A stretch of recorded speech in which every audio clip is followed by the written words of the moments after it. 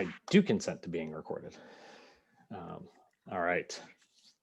Well, hopefully we are ready to go now. Okay, now it's showing recorded. Great. All right. Well, hopefully that will get edited out. Good evening to our Semester at Sea community. Thank you for joining us in our latest installment of our Wavelengths alumni series. This online series highlights the talents of our Semester at Sea alumni around the world. We feature an alum from a different industry or career field every other Wednesday at 5 p.m. Mountain Time here on the official SAS Facebook page. My name is Patrick Byrnett. I am a fall 2001 voyage alum. I currently live in Northern Virginia, where I work in administration in a school district. I'm the father to two boys and generally enjoy life out here. But tonight, the main feature is getting the chance to hear from my shipmate and dear friend, Leah McFail. Leah is a Jill of all trades. After college at the University of Colorado Boulder, she was a community health volunteer with the Peace Corps in Gabon in Central Africa. And from there, she has sampled various career paths, including working for the San Diego Girl Scouts, working at a level 1 trauma city hospital, working for an international surrogacy and egg donation agency, and now in her current role, working in student affairs at Metropolitan State University in Denver. She has been featured on best-selling author Sam Horn's Clarity Calls web series. She has published a feature article in the national magazine The Bark, and she has lived, worked, or traveled in 49 countries, which is the most amazing thing that we're going to want to talk about. She's currently a Semester at Sea Colorado alumni co-chapter representative, and she's still trying to decide what she wants to be when she grows up, which has not changed in the 20 years since we were on the ship together. I am really excited to have the chance to be talking with Leah tonight, because we're not just talking about Leah, we're reminiscing about one of our dear friends and shipmates, Jana Murray, who was on the fall 2001 voyage with us. Jana died 10 years ago. And I'm tearing up even just mentioning that. This is going to be really terrible for the series, but Jana died 10 years ago, and that death affected all of her friends in different ways. And the thing that we really wanted to highlight was the positive impacts that it had on Leah and her husband, Steve, that led them to travel and volunteer around the world for almost 2 years. And that's the really great story we're going to get to hear about tonight. So that is a lot of talking by me. So I am just going to ask a question and let Leah start talking, because she's the one who's done the far more interesting stuff. Leah, 49 countries, travel is in your blood. Is that how you ended up on Semester at Sea, or did Semester at Sea spark that? Right? Kind of a little bit of both. So I grew up in a family where we would take vacations, but never internationally, really. That wasn't my parents' shtick. That wasn't what we did.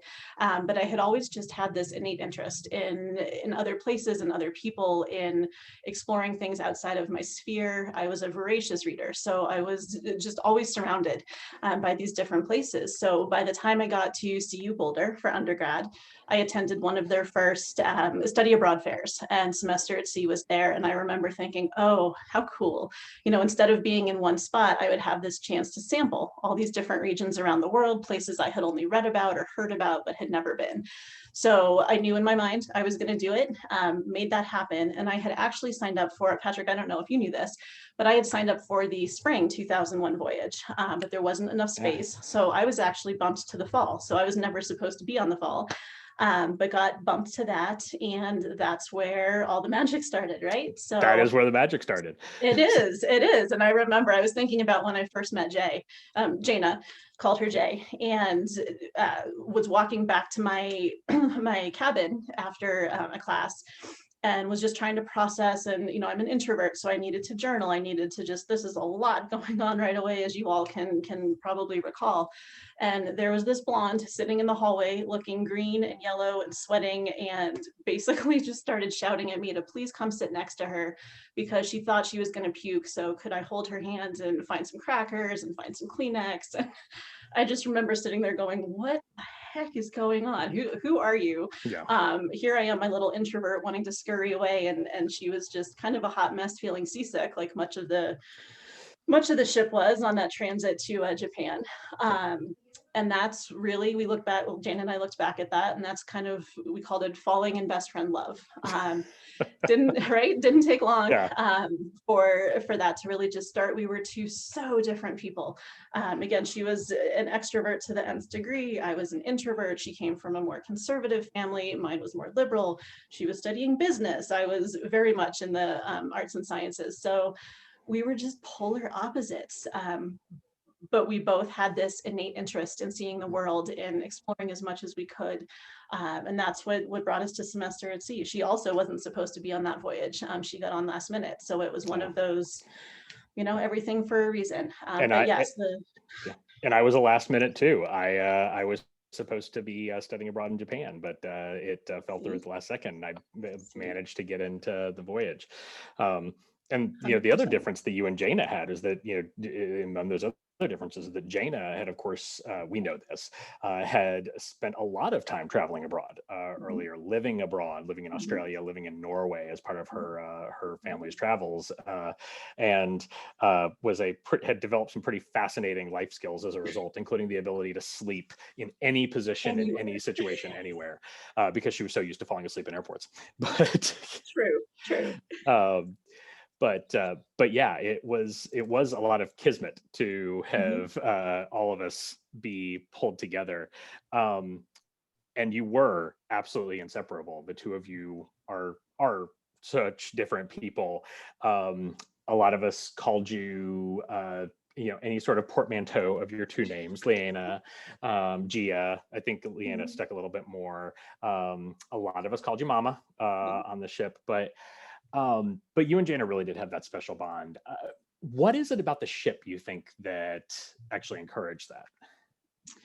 I think much like anyone who has been in a space like a college dorm environment can attest to, when you're thrown into this arena where there are people from all over and everyone's just trying to figure it out for the first time and which end is up. And so you're in a very similar environment, but I feel like Semester at Sea takes that and then puts it into even more of a bubble. So here we all are on this ship, 700 feet, what was it? Universe Explorer, but hundreds of feet of ship. You can't go anywhere. How do you still remember that? The things that matter.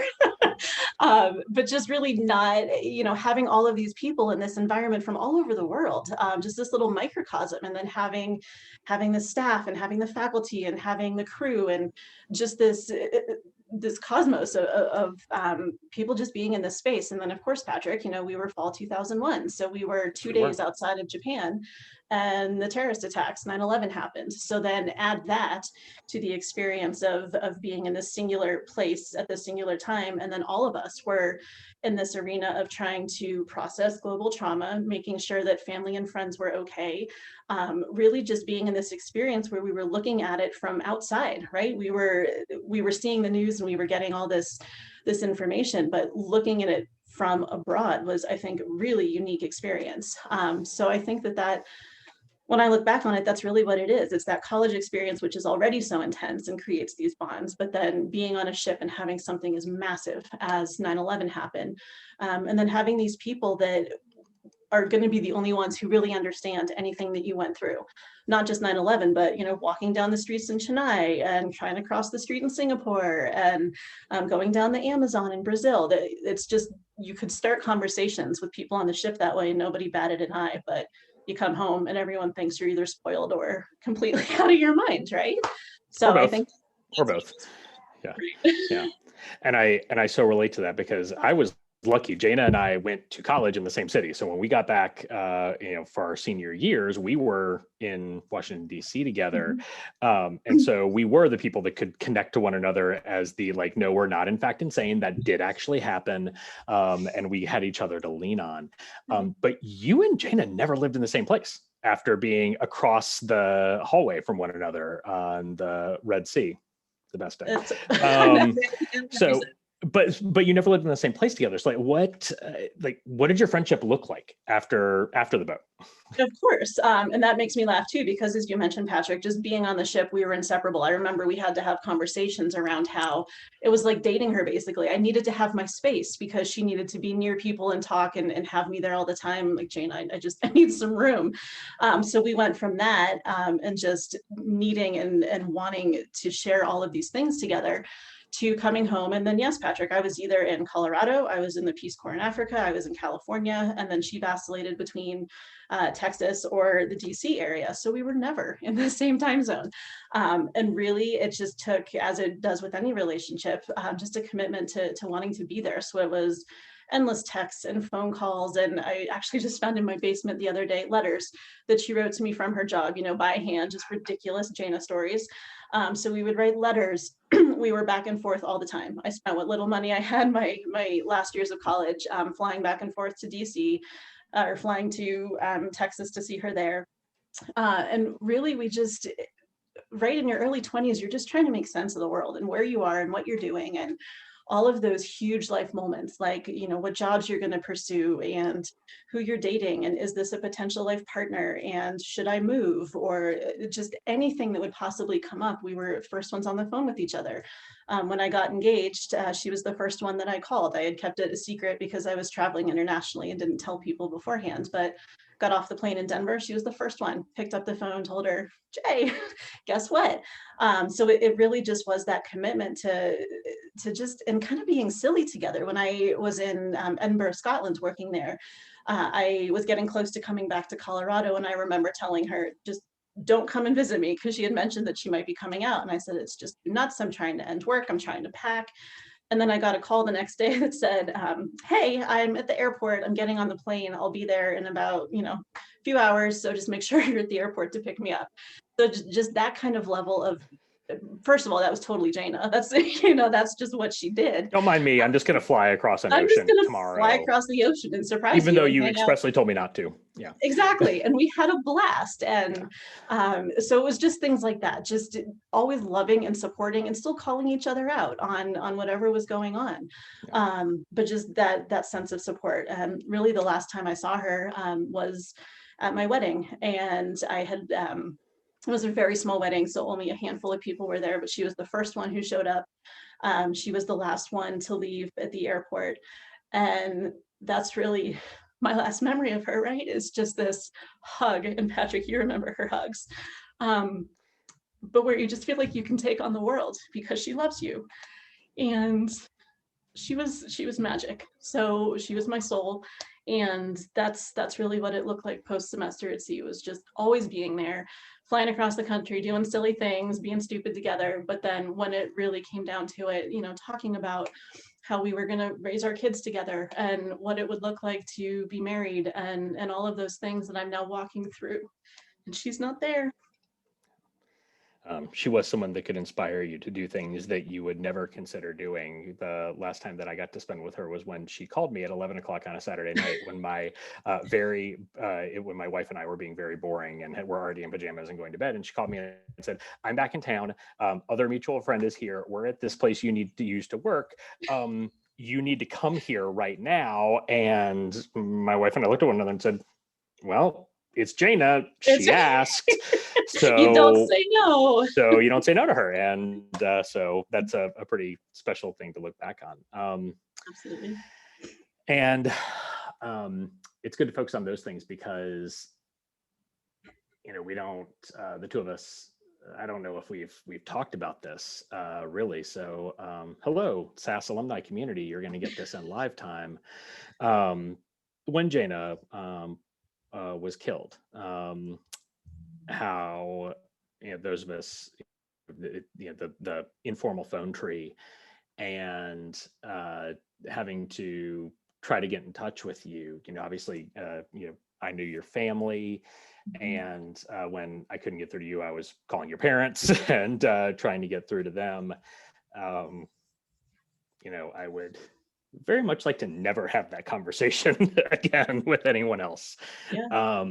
But the aftermath of that was challenging for all of us in different ways, processing the funeral and the aftermath of really getting to know her family in a really special way as well. The Murray family are folks that are very special to both of us now, and trying to stay engaged with her family as they set up a foundation in her honor, and doing fundraisers for it. My wife and I did the fundraiser in DC, our pie competition, and there are others as well, but you went a slightly different path in how to process that. So, what was your path after that pretty awful Right. spring of 2011? Yeah, 2011. Yeah, just the trauma. So yes, that happened in March. And Steve and I were newlyweds. We've been married for less than a year.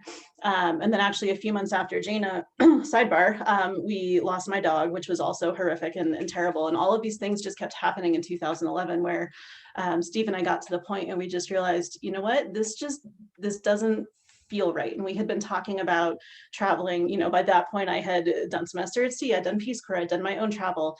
He really hadn't, even though he had always been interested in it. So we had been hatching this plan since we got married to, someday let's travel the world. Someday let's figure out how we can make this happen. And after we lost Jay, and after we lost our dog, and the successive string of just horror, we realized, By the way, I need to cut in so that for all of the dog lovers that are watching this, Ming was a very good dog. Now, Ming was like a random bush dog from Gabon that Leah snuck back into the United States, but Ming was a very good dog. But yes, she was my Peace Corps dog that I did bring home from Africa. So there was an added element of yes. So thank you, Patrick. But again, Steve and I just got to this place where we realized there is no someday. And after losing Jana the way that we did, after losing Minger the way that we did, we realized, you know what, fine, we're going to do it. We're going to make it happen. We were in our early 30s, so it wasn't like we were some punk teenagers, but we decided to walk away from our jobs, to walk away from our house, to sell pretty much everything except for maybe 5 boxes that couldn't fit in my parents' basement. And we decided to leave. So we saved for a little under a year, and we were just going to see the world. And we didn't really know what it looked like. We didn't have an itinerary. We had a set budget, and once it was gone, it was gone. But we had no plan. But we knew that this felt right for us, and that this really felt like something that Jana would have blessed, and that it was really in her spirit that we kicked that off. And we actually started in Houston, flew down from Denver to Houston and spent the night with her parents, got to see her brothers, her nephews, and got to stay in her house and see her cat, and all just be surrounded by Jana, visit her gravesite, and really just kick this trip off with what did feel like a blessing and support and a go guys, go do this. So that definitely sounds right. And just in case the Murrays are watching, David, Phyllis, Dirk, Hugh, your families, hi, we love you. So you start from Houston and you go from there. I'm curious, did semester at sea like influence the way that you went about this "we're just going to get on a plane and travel the world" approach? Or tell me how those related to one another. Yeah, well, and first of all, semester at sea, without trying to suck up, because I'm not, it just really has influenced everything I've done. So even thinking about this trip, there were discussions with Steve about where do we want to go? What places did I have an interest in potentially seeing again? Even if we didn't have it planned, what chunks of the world did we want to get to? So high level, of course. But even taking it down layers below that, some of the more pivotal things that I remember from SAS were, as I'm sure many of you watching, visiting some of the NGOs and seeing some of the community work that people were doing on the ground, not these giant, huge, organizations, but grassroots in the community, individual families, individual small organizations, and just the myriad issues that they were working on: poverty, HIV, AIDS, healthcare, you name it. So both Steve and I, philanthropy and giving back, time, talent, treasure, all of that has always been very important to our relationship and to us as individuals. So we knew that when we traveled, that the focus was going to be on kind of living at that level, not just being grubby backpackers and staying in hostels and seeing things, but really getting to know the people. Because again, that's what semester at sea was for me. In the spirit of Jana, that's what that was just those human connections. And having a chance to talk to people, to experience their daily life, to give back to these communities. So in that regard, whenever we thought about our trip, we decided to pursue both surfing, and workaways, which basically it's volunteering at the community level, sometimes in exchange for food or lodging. But that's really the approach that we took, was just jumping into this trip. We had a one-way ticket from Jana's house in Houston to Guatemala City, and that was the only plane ticket we had, no plan. We made the intentional decision not to try and monetize anything. So we had a blog, but we weren't trying to sell things. We weren't trying to have followers. You know, this was well before the age of Instagram and influencers and whatnot, but that just wasn't important. What was important was, again, those connections, the people, the humanity, the understanding what things look like on the day-to-day and not at the resort level. So that's really how we approached both the little bit of planning that we did before we kicked it off, and then once we were in it, it was all about connection. Yeah. Okay, so one-way ticket to Guatemala City. And then what? I think the folks who watch this are really going to be like, no, tell us where you went. I can give you like a high level yeah. where all we went. So Guatemala City, we really didn't fly that much. So it was all overland from Guatemala City, did all of Central America, and then we hugged the western coast of South America. So all the way down to, we actually reached Ushuaia, which for any of you with your geographic knowledge, it's the southernmost city in South America. So we watched all the ships go to Antarctica. From there, we flew over to New Zealand, spent a lot of time in New Zealand, and then we went to Thailand, Dubai, and then we flew over and did Eastern Europe. So Armenia and Georgia, and kind of wormed our way over through Europe, and then ended up doing some time in Finland. That's one of my points I can get to, but spent some time in Finland, and then wrapped up in the UK. So we did all of that and then headed home. So it was 20 months that we were gone, 20 months without seeing family. But that was our general world trip. So yeah. So you got to share some of the highlights. You know, I remember some of the little ones from your workaways. I'm not sure you knew you were signing up to build a latrine places, but tell us some of the highlights from the various places. Sure. Well, yeah, that one was actually one of the more interesting ones. Not our favorite placement, but we were in rural Romania actually, and Steve and I were in charge of building a pit latrine. So talk about service to the community, but just living, the woman that we stayed with, her son kind of connected all of this, and she didn't speak English. We clearly didn't speak any Romanian. So it was a lot of just really interesting, which again reminded me of semester at sea, right? When you're trying to navigate how to find your way to something, and it's body language and it's laughter, and it's just not having any idea if what you just communicated was what you were trying to say. But yes, tons of physical labor. There were no showers, but there was a well. So we took, showers, literally putting a bucket down the well and then showering off at the end of the day after digging this toilet. So that was a real interesting one. Another one that I just touched on was our time in Finland. So that was the one thing besides our one-way ticket that we had seen ahead of time, was working on this husky farm in Finnish Lapland up in the Arctic, above the Arctic Circle. We're both huge dog lovers, as you can probably surmise from the earlier discussion. But Steve and I volunteered on this sled dog farm for 3 months. So we were doing everything from working with clients to the dog checks to all of the medical and physical labor that comes with keeping a husky farm full of 200 dogs, healthy and alive and running their sleds. And it was harder work than Peace Corps, which just blows my mind to even say that. But the amount of physical stress that we were under, the amount of, and it was a very supportive community. The hosts were amazing. The volunteers that we met, were in touch with many of them to this day. But it's different, right? You're living in this small community where there aren't a lot of resources. There are literal lives resting on your hands, both human and dog. And it was a lot of work, and it was just constantly draining, long days. But then things would happen, like waking up in the middle of the night because the dogs are going bonkers, and you look outside and it's northern lights just dripping on your head for half an hour. Just these, I still get goosebumps thinking about that, because when else would, so that the husky farm was definitely huge. And then again, it was the people. It was thinking about an individual that we stayed with in Londonderry, where the troubles were going on, and walking with him through there and hearing about everything, you know, that's recent history, and seeing the bomb sites and seeing everything that was going on there. It was staying with the community organizer in Guatemala, sleeping in hammocks in his backyard and wrapping ourselves in mosquito nets at night so that we didn't get eaten alive, but seeing the work that they were doing on the ground in their community for poverty and for education, and trying to bring resources to the community. It was an individual that actually, it was like a Jana sign. We met her on our way to the Husky farm where we were going to work.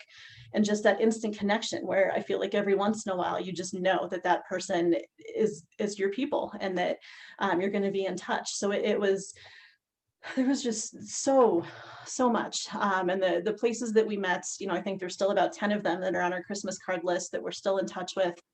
Bulgaria, helping re-roof a house in Bulgaria, and then being there whenever a funeral procession went by and seeing this old woman laid out on this cart drawn by horses and covered in flowers, and, you know, fields of sunflowers behind her, and just the wailing and the singing, and being on this Soviet era roof going, what is happening right now? Where are we? That this is, you know, we're both immersed again in this culture, but then still being able to experience things that we never would have seen if we had stayed in the cities and just stayed in hostels. And not that there's anything wrong with that, and there's definitely a place and a time for us, but those were the things that we wanted to truly understand what people lived and how their lives were.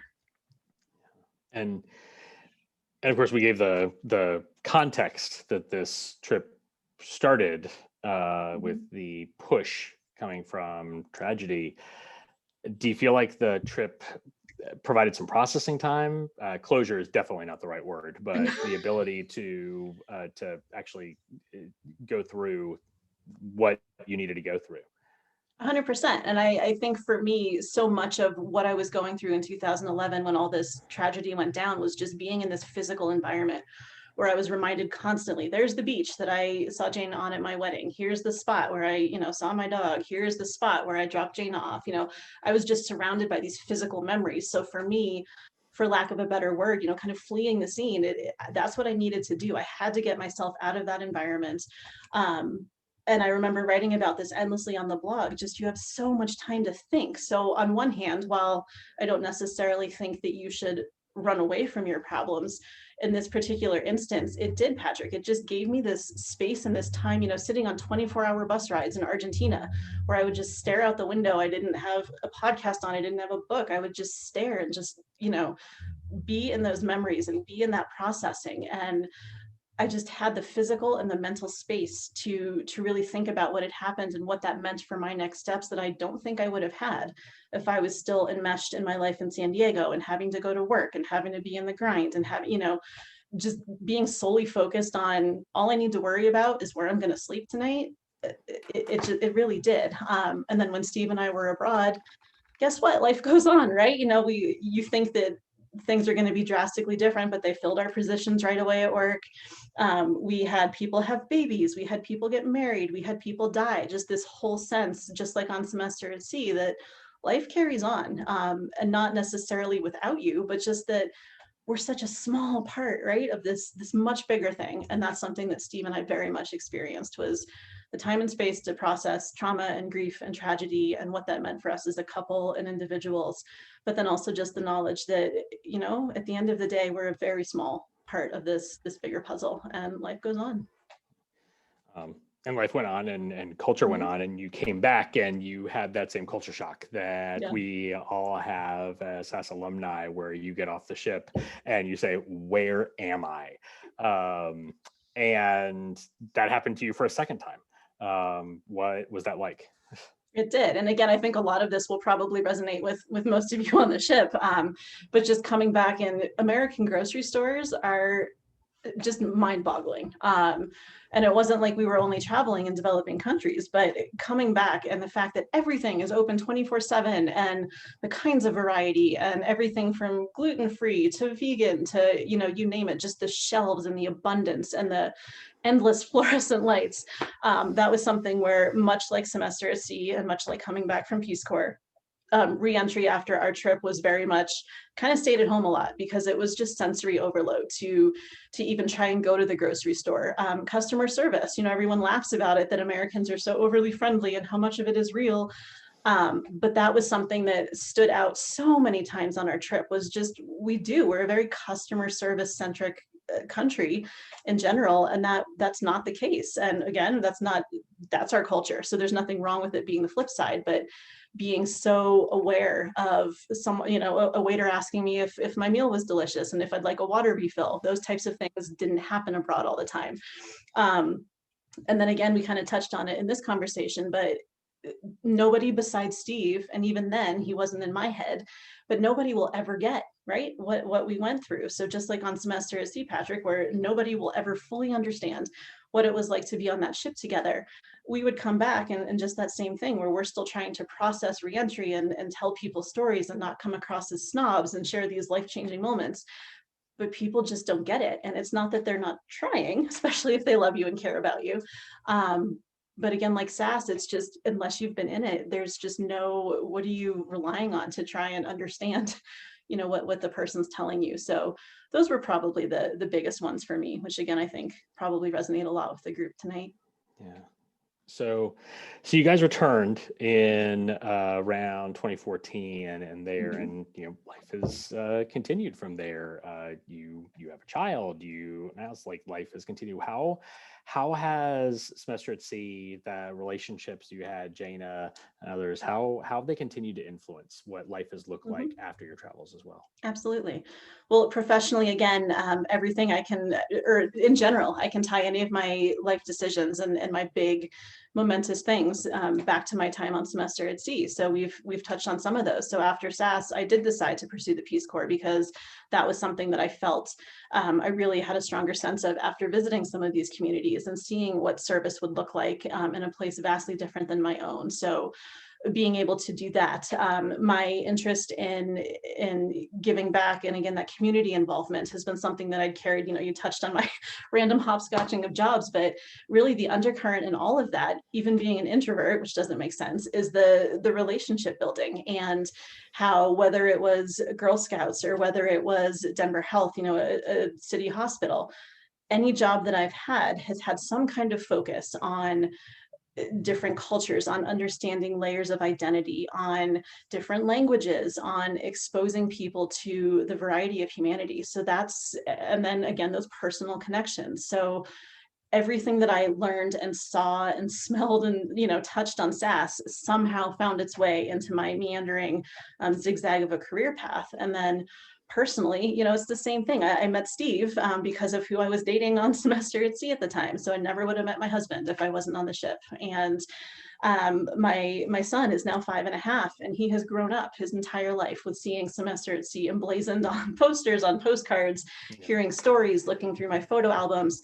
He's also grown up with pictures of Jana everywhere and hearing stories about what his mom and Jana did and the crazy things that we got up to. And anyone that I talk to that will sit still long enough to listen hears about semester at sea and why I so strongly believe in what they do and why they should consider making a voyage, because it has just been so impactful. And again, the people that I've met, Patrick, we're 2 decades into our friendship. I mean, again, people listening can identify with that. You find people, you find spaces, you find things about yourself that you never could have dreamed of. And it might sound hokey, but I can honestly say that anything of worth that I have done, any place that I've landed, has in some way been able to be tied to the web of what I experienced on semester at sea.